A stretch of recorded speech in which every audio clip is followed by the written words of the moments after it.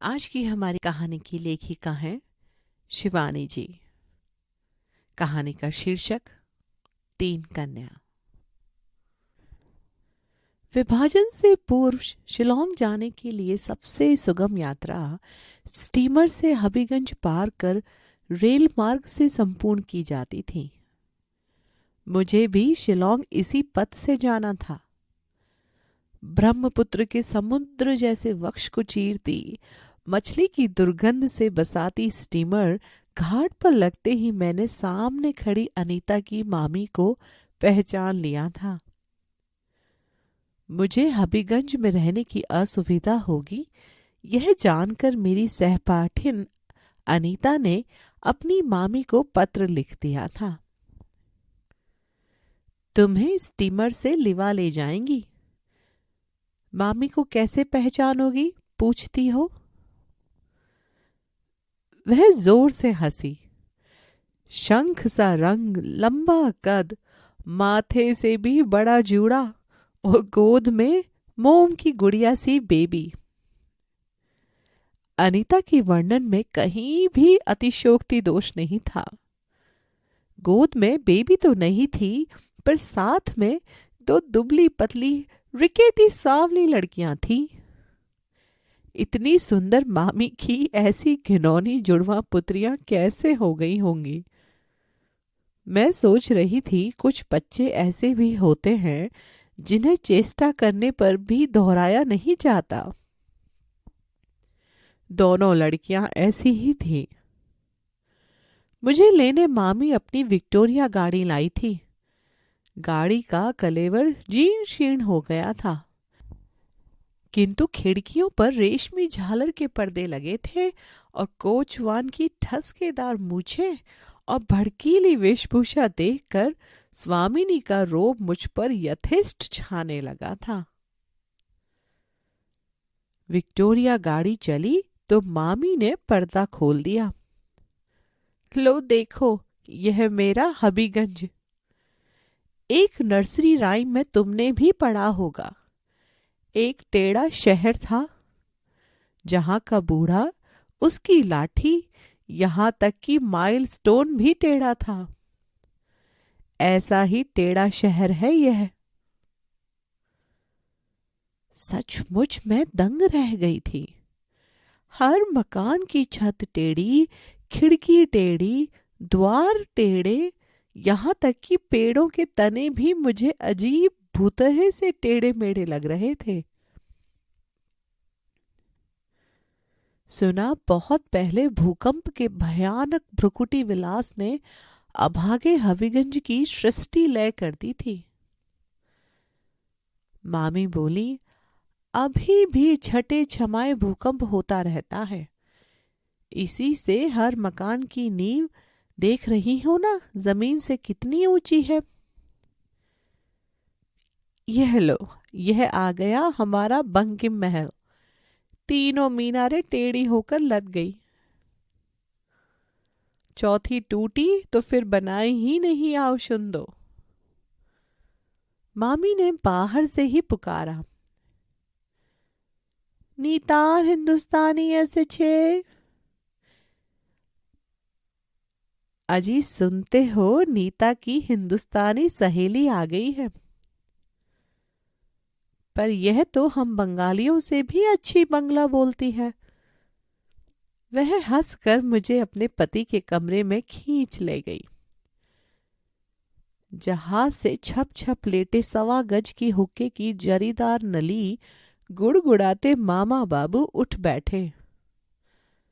ऐशो माँ ऐशो। यह है मेरा टेढ़ा बूढ़ा। There was a crooked man, कहती मामी हंसती हंसती दोहरी हो गई। सचमुच ही उनका बूढ़ा टेढ़ा था। पक्षघात से उनके दोनों पैर 2 विभिन्न दिशाओं को मुड़े तुड़े थे। बड़ी बड़ी आंखें बैल की सी भावनाहीन फटी फटी बाहर को निकली और डरावनी लगती थीं। नाक सुडौल और खड़क की धार सी तीखी थी। मूछें और दाढ़ी बुंदेलखंडी रजवाड़ों की सज्जा से बीच में विभक्त कर कान तक उठाकर चिपकाई लगती थी। क्षण भर को मुझे लगा था बूढ़ा नकली दाढ़ी मूछें लगाकर किसी सस्ती नौटंकी में अभिनय कर लौटा है। अप्सरा सी सुंदरी मामी और डाकू कैसे भयानक चेहरे वाला वह बूढ़ा। रात भर मुझे वहीं रहना था। न जाने कैसे अनजान भय की सिरहन मेरी रीढ़ की हड्डी से सरसराती नीचे ऊपर उतरने लगी। तुम आके देख, मैं भय पए छे गो। तुम्हें देखकर लड़की डर गई है जी, मामी ने हंसकर अपने पति से कहा। बूढ़ा बड़ी देर तक हो कर हंसता रहा और हंसने से उसकी राम ढोल सी तोंद थुल थुल करती हिलती ही रही थी। मामी का महल वास्तव में दर्शनीय था। दर्जनों नौकरानियां थीं। कोई मछली काट रही है, कोई कमरे पोंछ रही है, कोई उनकी दो काली मरघिन्नी लड़कियों को घुमा रही हैं। मामी ने बड़े यत्न से मुझे 2 दिन रखा। तीसरे दिन मैंने जाने की जिद की तो तुनक गई। वाह वाह, पहली बार ननियाल आई हो, ऐसे कैसे जाओगी? ढाका की फूलदार साड़ी, नूतन गुड़ के संदेश, घर के नारियल का तेल और भी न जाने क्या क्या उपहार साथ में रखकर बड़े स्नेह से मामी ने विदा दी थी। गोदी की छोटी लड़की बेबी को साथ लेकर वह मुझे स्टेशन पहुंचाने भी आई थी। इसी मार्ग से लौटोगी, समझी? कहीं गुवाहाटी होकर मत चले जाना, उन्होंने कहा था। पर मुझे फिर गुवाहाटी से होकर ही जाना पड़ा। मामी से एक कृतज्ञता पत्र की विदा लेकर मैं लौट आई थी। अचानक 20 वर्ष बाद उनसे ऐसे फिर मिलना होगा, सोच ही कौन सकता था। मेरे बंगले के सामने का चौराहा शायद प्रयाग का सबसे मुखर चौराहा है। एक सड़क सीधी संगम को चली जाती है। माघ मेले की इंद्रधनुषी भीड़ का संगम पहले इसी चौराहे पर होता है। काकरेजी कछौटा, कसे पैंजना, झमकाती बूंदे ललनाई, नाक की दाई बाई और हीरे की लौंगों के नन्हे सर्च लाइट जमाती दक्षिणी तीर्थ यात्रियों से भरे तांगों का जुलूस दिन डूबने तक सड़क की रंगीनी बनाए रखता है। मेडिकल कॉलेज को जाती कतारबद्ध श्वेतांबरी नर्सों को देखकर कभी कभी दंग रह जाती हूँ। एक सा ठप्पा, एक सी हंसी और एक से जुड़े। लगता है एक ही नमूना पेटेंट करा दर्जनों परिचारिकाएं बनवा ली गई हैं। कभी कभी इमली को ताक कर फेंका गया ढेला गलत निशाने पर बैठता है और देखते ही देखते उद्दंड स्कूली बालकों की वानर सेना मेरी खिड़की का शीशा चूर चूर कर देती है। ऐसे ही एक ढेले का शब्द सुनकर मैं बाहर निकली तो देखा ढेला खिड़की पर नहीं, रिक्शा पर जाती एक महिला के माथे पर लग गया है। रिक्शा वाला एक से एक चुनी गालियां देता दहाड़ रहा है और आसपास छोटी मोटी भीड़ जमने लगी है। महिला बेहद घबराई लग रही थी और उनका छोटा सा रुमाल खून से रंग गया था। मुझे न जाने क्यों उस संभ्रांत महिला की अपदस्थता देखकर तरस आ गया। आइए ना, भीतर घाव धोकर डेटॉल लगाने से ठीक रहेगा। पास ही अस्पताल भी है, न हो तो ड्रेसिंग करवा लीजिएगा, मैंने कहा। भीड़ हट गई। महिला ने बड़ी कृतज्ञता से रुमाल हटाया और मैंने पहचान लिया। कुछ चेहरे ऐसे होते हैं जो 20 क्या 40 वर्ष तक भी इजिप्शियन मम्मी की भांति सुरक्षित रहते हैं। मामी का चेहरा भी शायद ऐसा ही था। चिकने चेहरे पर वयस की झुर्रियां नहीं पड़ी थी। स्वस्थ दांतों की मुस्कान अभी भी उतनी ही स्निग्ध थी। मैंने उन्हें पहचान लिया था, पर मुझे यह देखकर बड़ा आनंद आ रहा था कि उन्होंने मुझे अब तक नहीं पहचाना था। मैंने बड़े यत्न से आराम कुर्सी में लिटा दिया और घाव धोने लगी। इतना बदमाश है ये लड़का लोग, स्कूल जाएगा नहीं, खाली फाकी देगा और बदमाशी करेगा। उन्होंने कहा तो मुझे हंसी आई। मामी, पहचाना नहीं क्या? There was a crooked man.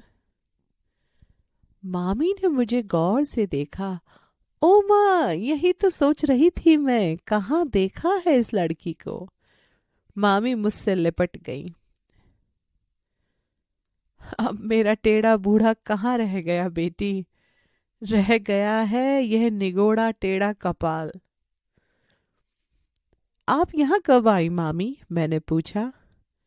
फिर तो मामी ने मुझे कई समाचार दे दिए। अनीता एक सरदार से विवाह कर नाइजीरिया चली गई थी। मामा बाबू की मृत्यु के पश्चात अपने बंकिम महल और साथ सैकड़ों बीघा जमीन बेच बाच मामी प्रयाग में बस गई थी। लड़कियां यहीं पढ़ लिख कर बड़ी हुई। बंगाल में उनका गुजारा नहीं हो सकता। पूरी पराठा खाना सीख गई हैं। अब क्या बंगाल की झाल मछली और पालकर का घंट खा पाएंगी? सोचा एक से एक अच्छे बंगाली परिवार यूपी में बिखरे पड़े हैं, कहीं न कहीं ठिकाने लगा दूंगी। पर कहाँ। अब तो तीनों पढ़ चुकी होंगी? मैंने पूछा। तुमसे क्या छिपाऊं, बड़ी सोना रीना 25वें में है। बेबी को इसी चैत में 22वां लगेगा। बेबी की चिंता नहीं है, उसकी तो सगाई हो गई है। तब बेबी की शादी चट से क्यों नहीं कर देती मामी? मैं आबार की बोले। देखो लड़की क्या कहती है। सबसे छोटी की कर दूं तो दुनिया यही कहेगी कि खरा माल तो बिक गया, खोटा रह गया। हिंदू गृहस्थ के यहाँ जो रीति चली आई है वही तो होगी। तुम कल अवश्य आना बेटी, तीनों बहनों को देखोगी तो पहचान ही नहीं पाओगी।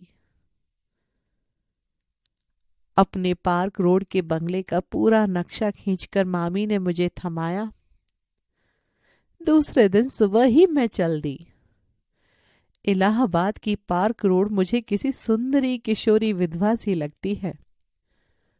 सुंदर बंगले, उद्यानों में झूमते ऊदे नीले पुष्पगुच्छ, मेडिकल कॉलेज के नए चित्र से सजे चंडीगढ़ी सज्जा के बंगले, पर सब बेजान और मुर्दा। कभी घंटे टनटनाता एक आध फायर ब्रिगेड उस सड़क से निकल जाता है, तब लगता है उस निष्प्राण सड़क की निस्पंद नाड़ी फड़कने लगी है। पर फिर वही मनहूसी छा जाती है।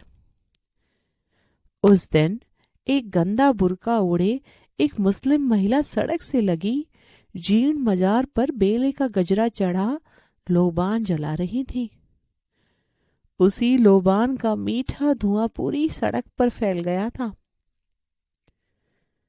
उस मीठी घुटन में मामी के बंगले का नंबर ढूंढ रही थी कि अपनी तीनों तन्वी कन्याओं के साथ मामी मुझे दिखाई गई। लोहे के भारी जंगलों पर बड़े बड़े अक्षरों में कुत्ते से सावधान रहने की चेतावनी टंगी थी। कतारबद्ध गमलों में स्थल पद्म और कठाल चंपा देखकर लगा जैसे जोड़ा सांकों के ही आसपास कहीं पहुंच गई हूं। वाह मामी, आप तो बंगाल की स्वर्गीय सुषमा को यूपी में खींच लाई। मैंने कहा। माँ के गुलाब देखिएगा, मामी 3 वर्षों से लगातार इनाम जीत रही हैं, सोना बोली। मामी के गुलाब वास्तव में 1.25 लाख के थे। ऐसे हष्ट पुष्ट गुलाब मैंने बहुत कम देखे थे, किंतु उनके गुलाब से भी सुंदर उनकी तीसरी कन्या बेबी थी, इसमें कोई संदेह नहीं। या तो 2 सांवली बहनों के बीच में खड़ी रहने से या गुलाबी पीले गुलाबों की मध्यम आभा से बेबी का रंग गहरा गुलाबी लग रहा था। ऐसा रंग बंगाली लड़कियों में देखने को कम मिलता है। आंखें बहुत बड़ी नहीं थी, किंतु प्रत्यंचा सी भवों के बीच लापरवाही से खींची गई तिलक नुमा काजल की बिंदी बड़ी प्यारी लग रही थी। नाक बहुत पतली होने के कारण अधरपुट खुल खुल जाते थे। लंबे बालों का ढीला जूड़ा बार बार खुलकर उसके कंधों पर ढुलका जा रहा था और मामी की वह जूड़ा बांधने वाली अनूठी कन्या उतनी ही गांठों में मेरा मन बांधती जा रही थी। सोना और रीना भी शायद बहन के साथ नहीं देखी जाती तो यथेष्ट रूप से आकर्षक थी। दोनों जुड़वा होने पर भी पहचानी जा सकती थी। सोना की आंखें बड़ी थी, रीना की साधारण। सोना की नाक रीना की अपेक्षा अधिक तीखी थी, किंतु रंग दोनों का जुड़वा था। अपने रंग को पाउडर की मरीचिका से छिपाने का कोई प्रयास नहीं किया गया था। न केश विन्यास में ही किसी प्रकार का आडंबर था। इसी से दोनों बहनों की सादगी मुझे और भी अच्छी लगी। वाह, कितना बढ़िया मकान है मामी आपका, मैंने कहा। इलाहाबाद में तो मकानों की बड़ी तंगी है। आर बोलो केनो माँ, मामी बोली। हमने इस मरे मकान के लिए क्या कम कष्ट उठाया है। वह तो मकान मालिक का लड़का हमारे प्रतुल के साथ पड़ा है। प्रतुल से हमारी बेबी की सगाई हुई है, बताया तो था शायद तुम्हें। बड़ा अच्छा लड़का है बेटी, 2 साल पहले आईपीएस में आया था, आजकल सहारनपुर में एसपी है। कब है शादी, मैं प्रश्न पूछते ही खिसिया गई। मामी तो अपनी विवशता पहले ही बता चुकी थी। सोना, रीना और बेबी मेरी चाय की तैयारी करने भीतर चली गई थी। मामी फिर वही उत्तर दोहराने लगी। यही तो दिन रात प्रतुल भी पूछता है। 4 वर्ष पहले सगाई हो गई थी, अब तो कभी कभी लड़का बुरी तरह झुंझलाने भी लगा है। कोई और होता तो धत्ता बता देती, पर हाथ में आए रत्न को कैसे गंवा दूं। इसी से दुधारू गाय की लात भी सहती रहती हूं। सोना, रीना के लिए दिन रात एक कर लड़के ढूंढ रही हूं। विवाह क्यों नहीं कर देती मामी, आजकल यह सब कौन मानता है। मेरी ही छोटी ननद। मैं बात पूरी भी नहीं कर पाई थी कि मामी की तीनों कन्याएं खान पान का बहुत सा सामान लेकर आ गईं। बड़ी देर तक गपशप में घर लौटना भी भूल गई। फिर तो प्राय ही तीनों बहनें मेरे यहाँ आ जाती। सोना नागपुर में डॉक्टर थी, रीना चंडीगढ़ में पढ़ रही थी। बेबी की सगाई हो चुकी थी, इसी से वह माँ के पास रह घर का काम सीख रही थी। पर मुझे उसे देखकर लगता था 4 वर्षों में उसने घर का आवश्यकता से अधिक काम सीख लिया था और वह अपनी 2 कुंवारी बहनों और विधवा माँ के सहवास में बुरी तरह ऊबने लगी थी। इसी बीच मेरे पति को विज्ञान परिषद के एक जलसे में 3 महीने के लिए वियना जाना पड़ा। उस बीहड़ बंगले में रहने का मुझे साहस नहीं हुआ। सामने भयावने कंपनी बाग के अहाते में ही आए दिन राहगीरों को छुरा मारने की घटनाएं अखबार में छपती रहती। मैंने मामी की शरण ली। क्या अपने सुंदर बंगले के 2 कमरे सबलेट करने की कृपा करेंगी? अरे माँ, सबलेट ना और कुछ, तू अपने ननिहाल जाती तो वहां भी किराया देती क्या? उसी दिन मैं अपना सामान ले आई। मेरा अपना चूल्हा फिर मामी के यहाँ जल ही कहाँ पाया। नित्य ही मुझे मामी की रसोई में जीवने का निमंत्रण रहा। कल सोना जा रही है, उसे चंद्रपूली बहुत पसंद है। रीना के साथ मछली के कटलेट बनाकर रखे जा रहे हैं। बिना मांस मछली के बेबी के गले के नीचे गस्सा नहीं उतरता। पति के विदेश गमन से प्रोषिता पत्नियों की कलाइयों के कंगनों का विरह दुख से बाहों के अनंत बन जाने का वर्णन प्राचीन कवियों ने किया है। पर यहाँ तो मामी की स्निग्ध स्नेह छाया में खा खा कर मेरी कलाइयां ही बाहें बनी जा रही थी। मामी के कार्य करने की पटुता एवं क्षमता भी देखते ही बनती थी। उनका हर कार्य इतना सुघड़ और स्वच्छ होता था कि जी में आता उनकी प्रौढ़ लंबी उंगलियां चूम लूं। जिस उम्र में स्त्रियां अकारण ही चिड़चिड़ाने लगती हैं, वही उम्र थी मामी की। पर जब देखो तब उनका चेहरा ताजे फूल सा खिला रहता। दोनों लड़कियां नौकरी पर चली गई थीं, अकेली बेबी माँ के पास बनी थी। उस लड़की की एकांत प्रियता एवं अनोखा अस्वाभाविक गांभीर्य मुझे कभी कभी भ्रम में डाल देता। लड़की का स्वभाव ही ऐसा है या माँ के कठोर अनुशासन से सधे अवांछित कौमार्य ने उसे इतना उदासीन बना दिया है? लगता था टुकड़े टुकड़े कर देने पर भी लड़की के हृदय की बात कभी भी कोई नहीं जान पाएगा। न उसे पहनने ओढ़ने का शौक था, न घूमने का। न उसे पढ़ने में रुचि थी, न गाने बजाने में। कभी कभी कॉस स्टिच की कढ़ाई लेकर बैठ जाती तो दिन भर में एक गद्दी काढ़ कर पूरी कर देती। कभी 2 दिन में स्वेटर तैयार कर लेती। कभी कभी पट्टियां बुन बुनकर उधेड़ती रहती। कभी सनक सवार होती तो पूरे घर की सफाई कर डालती। उसे भी अपनी माँ की भांति सफाई का खप्त था। मुझे उस सुंदरी लड़की की इसी आदत को देखकर कभी कभी उसके भविष्य के लिए बड़ी चिंता होती। मेरी कुछ ऐसी धारणा है कि जो नारी सफाई के पीछे मरी मिटी जाती है, उसका वैवाहिक जीवन उतना सुखी नहीं हो पाता।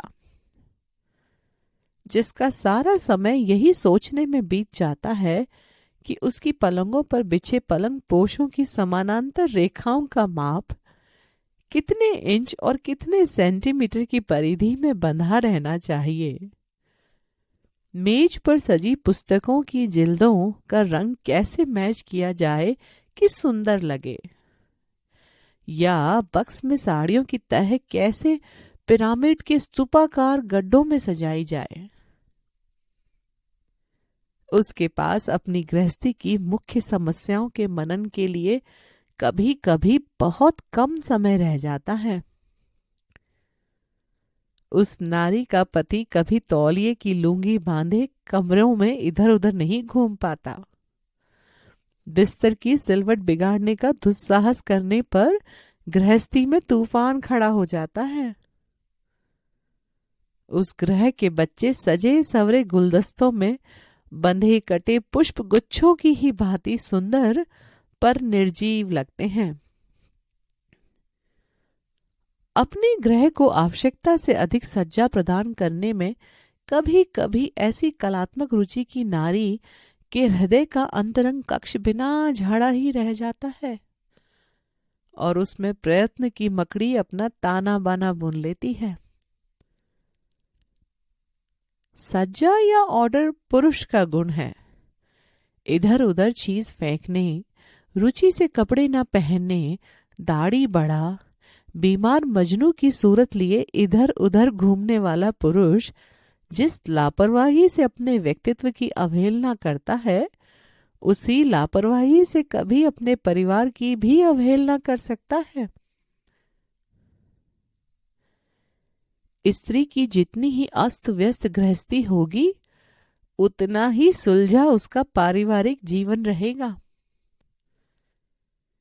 इसी से मामी के कैक्टस की 128 किस्में, इटालियन ब्रोकेड से मढ़ा सोफा और बगदाद कालीन देखकर मुझे लगता, जिस दिन मामी और उनकी 3 कन्याएं अपने इस बनावटी आडंबर की कैंचुली से बाहर निकलकर खड़ी होंगी, उसी दिन उन तीनों को एक साथ राजपुत्र से सुपात्र जुट जाएंगे। जिस गृह स्वामिनी के कालीन पर ही पैर रखने में भय होता था, उसकी पुत्रियों का हाथ कोई भला पकड़ेगा ही किस दुस्साहस से। एक दिन मैं बरामदे में बैठी अखबार देख रही थी कि मामी दौड़ती आई। आज प्रतुल आ रहा है, मार्ग में शायद एक रात यहां भी रुकेगा। अगर तुम्हें आपत्ति न हो तो तुम्हारे ही कमरे को उसके लिए खाली करवा दूं। एक उसी कमरे में अटैच्ड बात है। मैंने स्वयं ही अपनी सूक्ष्म गृहस्थी बटोर कर मामी और बेबी के कमरों में डेरा डाल लिया और बड़ी उत्सुकता से प्रतुल की प्रतीक्षा में बैठ गई। मामी और बेबी ने स्टेशन चलने के लिए बड़ा आग्रह भी किया, पर मैं टाल गई। उस परिवार से मेरी कितनी ही अंतरंग घनिष्ठता क्यों ना हो, उस भावी जमाता से तो मेरा किसी प्रकार का परिचय नहीं था। बल्कि मैं यदि बेबी की मां होती तो लड़की को अकेले ही स्टेशन भेज देती। जब मां बेटी प्रतुल के साथ लौटी तो मैं छत पर खड़ी थी। पहले तो मुझे लगा वह प्रतुल नहीं, बंगला चलचित्र का लोकप्रिय नायक सौमित्र चटर्जी ही चला आ रहा है। उसे लेकर मामी ऊपर आई तो मैं ही उसके लिए चाय बना लाई। मैं देख रही थी लड़के की आंखें एक सेकंड के लिए भी बेबी को नहीं छोड़ रही थी।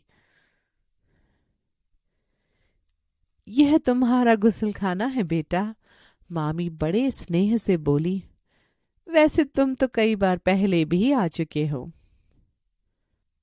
जी हाँ, पर जिस रूप में आना चाहता हूं उस रूप में तो अभी कहाँ आ पाया हूं, कह वह आनंदी युवक एक लाड़ भीनी दृष्टि से अपनी वाग्दत्ता की ओर देखकर मुस्कुराया।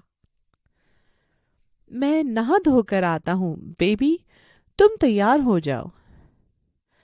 आप खाने के लिए कोई तैयारी मत कीजिएगा माँ, हम दोनों आज क्वालिटी में खाएंगे, ठीक है ना बेबी?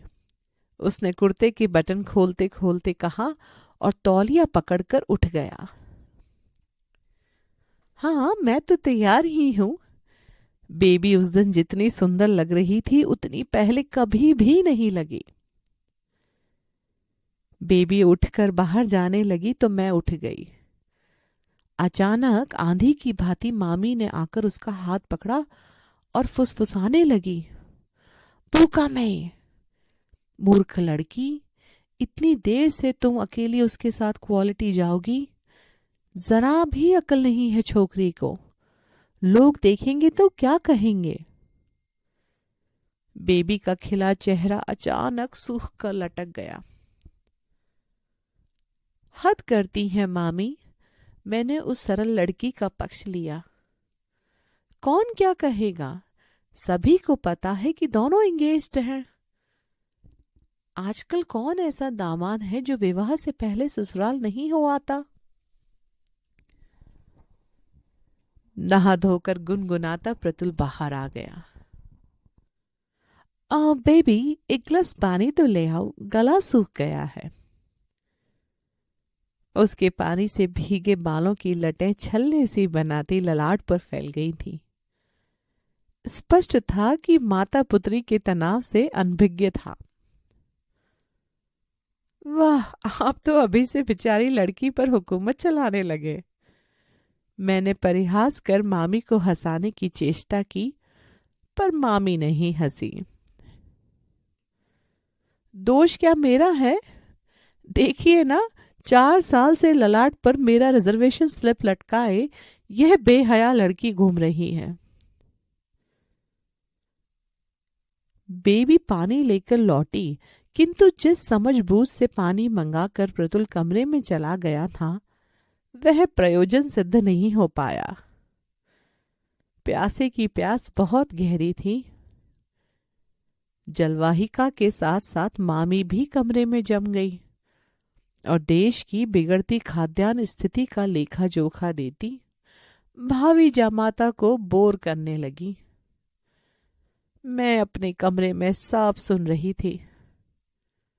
भाभी उन दोनों को एक क्षण भी एकांत का सुअवसर देने की मूड में नहीं थी।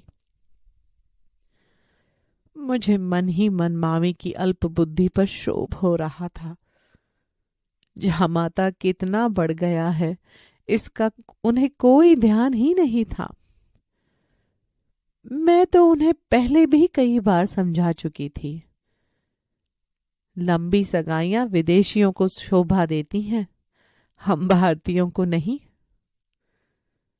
उनकी सगाई संयम की दुहाई नहीं मांगती, आदर्श के घेरे में नहीं बांधी जाती।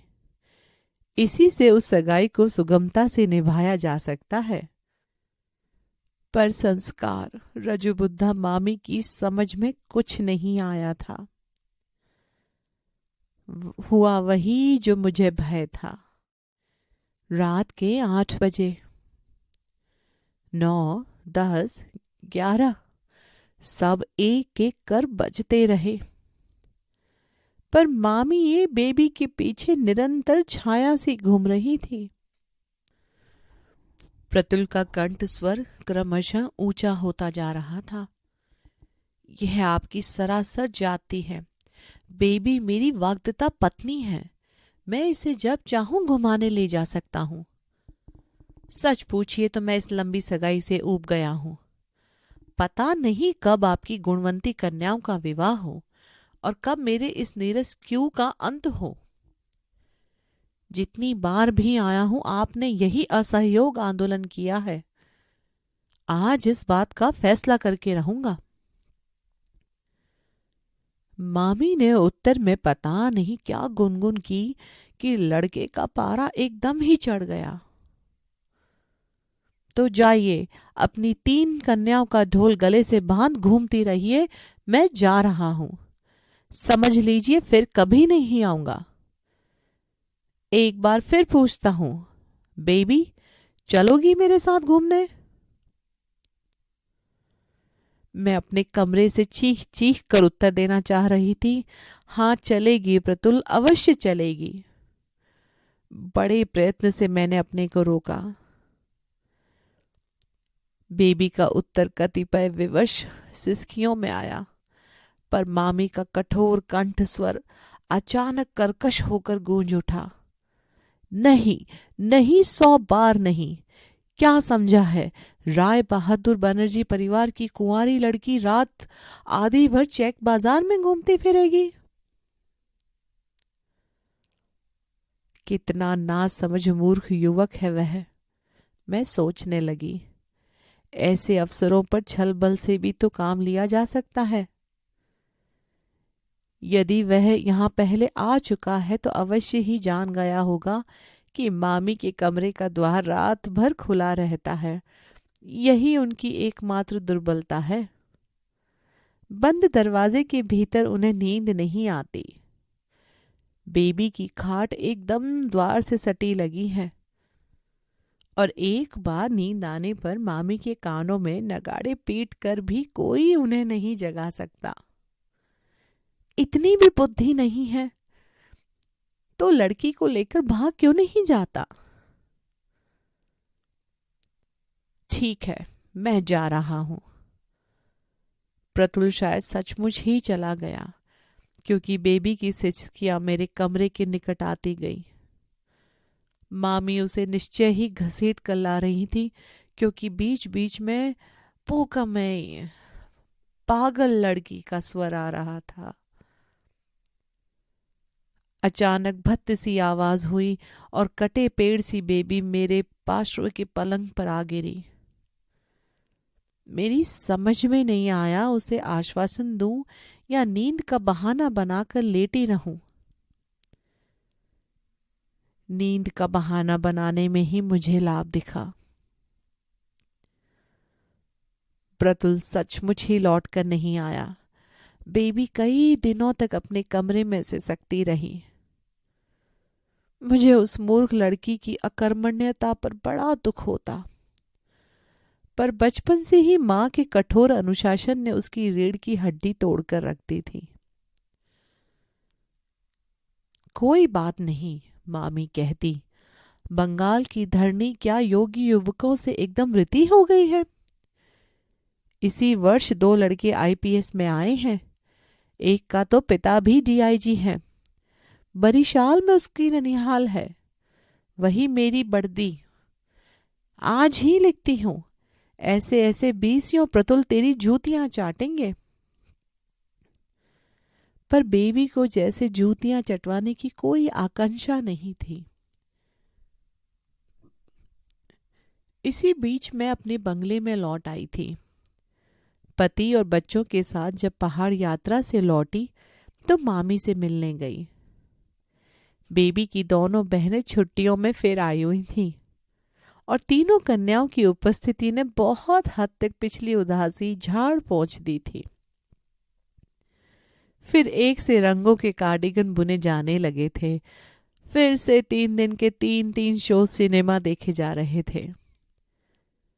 किंतु 3 जोड़ा आंखों में 1 जोड़ा आंखों की उदासी अभी भी पूर्ववत थी। कल हम लोग सब माघ मेला जाएंगे। अमावस का नहान है। वहां 190 वर्ष के एक बाबा जी आए हैं। सबके प्रश्नों के उत्तर देते हैं। आप भी चलिए ना, बड़ा आनंद आएगा, सोना बोली।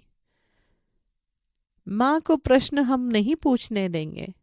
मंजली रीना सबसे मुखर और हठीली थी। मैं जानती हूं यह क्या पूछेगी। क्यों? मैंने हंसकर पूछा। वही निरर्थक प्रश्न, हम तीनों का विवाह कब होगा। सिली, कहकर वह हंसने लगी। पर आपको चलना होगा मासी।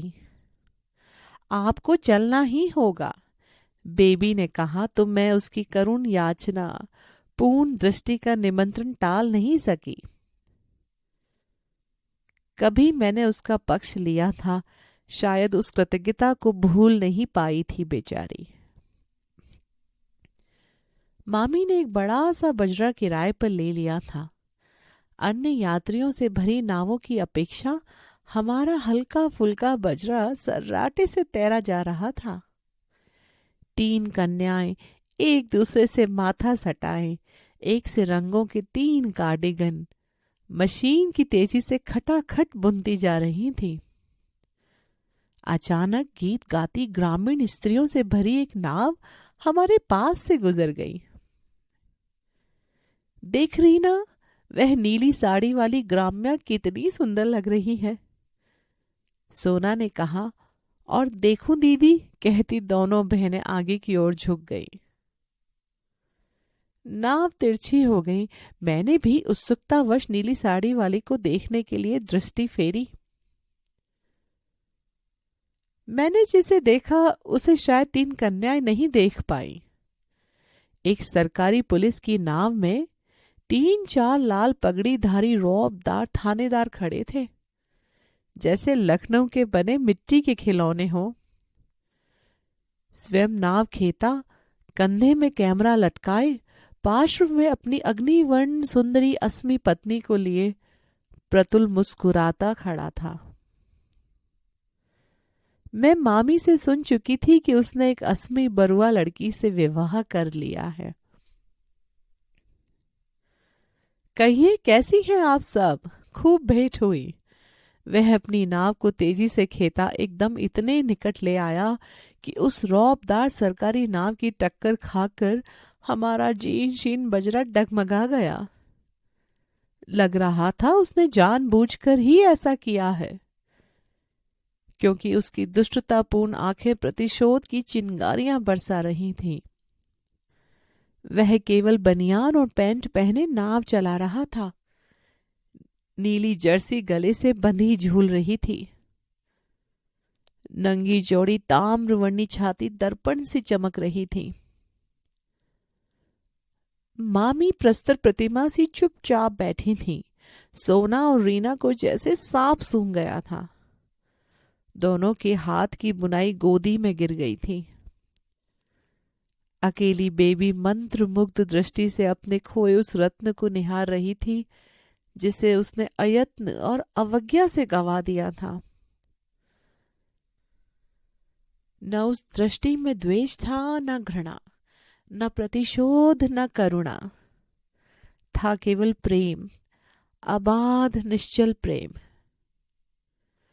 जानती हैं मिसेस बैनर्जी, उसने मामी की ओर देखकर कहा तो तीनों बहनें चौंक पड़ी। आज तक उसने मामी को कभी इस विदेशी संबोधन से नहीं डसा था। मेरी इस पत्नी को विवाह से पूर्व मेरे साथ आधी रात घूमने में कभी कोई आपत्ति नहीं रही। वह हंसा और धीमे अंग्रेजी चलचित्र के नायक के स्वर में फुसफुसाया, goodbye and good luck, तीन कन्या। हमारी नाव को फिर एक क्रू टक्कर से डगमगाता हुआ वह तीर सा निकल गया। मामी का चेहरा क्रोध और अपमान से क्रमशः लाल से सफेद पड़ता जा रहा था, किंतु उन्होंने एक शब्द भी नहीं कहा। मैं सोच रही थी कि खानदान और ब्रीडिंग का खरा सोना ऐसे ही अवसरों पर कसौटी को नहीं छलता।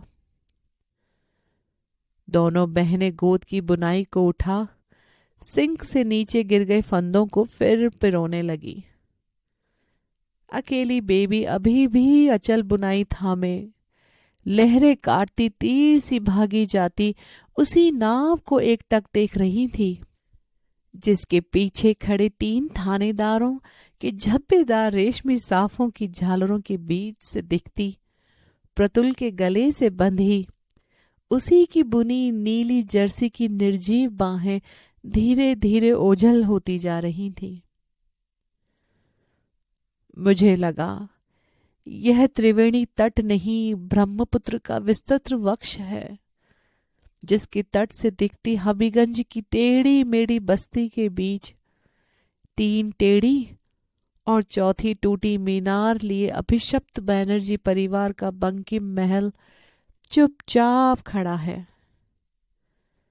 चार मीनारों में जो चौथी मीनार भूकंप के धक्के से टूटकर बिखर गई थी, वह फिर कभी नहीं बनाई गई, मामी ने कहा था।